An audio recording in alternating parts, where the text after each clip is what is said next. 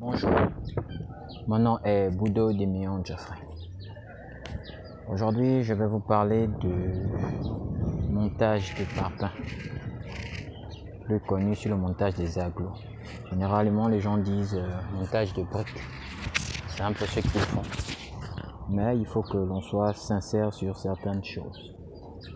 Regardez un peu ce mur. De loin, vous avez l'impression qu'il est bien monté. Je vais vous montrer quelques défauts qui se présentent généralement. Regardez la structure sur les parpaings. Vous voyez? Là. Le joint ici est aligné avec celui du haut. Regardez le décalage. Vous voyez combien de fois ces gens se moquent parfois de vous. Ensuite, ça vient ici et là. Regardez au niveau de la baie. Je crois que ça doit être la baie de douche. Nous avons un joint qui est aligné, un joint continu. Lors de la vérification des plans, je me rends compte qu'il n'a même rien compris. Le morceau de parpaing là devait venir quelque part ici.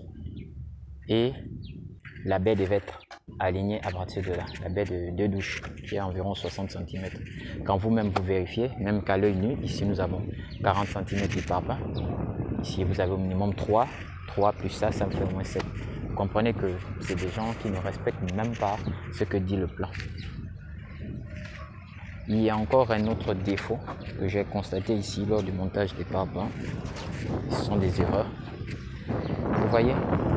Regardez comment ils ont serré les poteaux. On demande 1 cm d'enrobage. Vous voyez? Après, il sera obligé de casser tout ça pour faire passer la ferraille.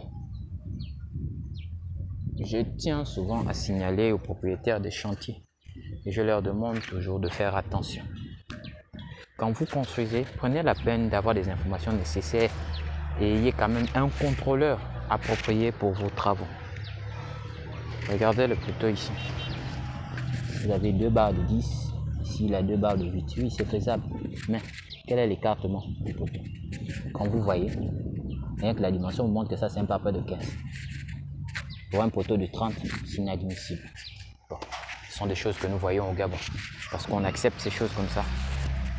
Et il n'y a plus de techniciens au Gabon. Les vrais techniciens ont disparu parce qu'ils ont passé leur temps à voler les choses des gens. Regardez. L'enrobage n'est même pas respecté. Regardez. Regardez. Vous voyez ça? Et quelques mois après, lorsque vous aurez des fissures sur ce bâtiment, vous direz que le technicien n'est pas bien, il vous a foutu du faux travail, alors que vous ne voulez même pas payer les gens qui doivent contrôler les travaux de votre maison. Vous n'avez qu'à voir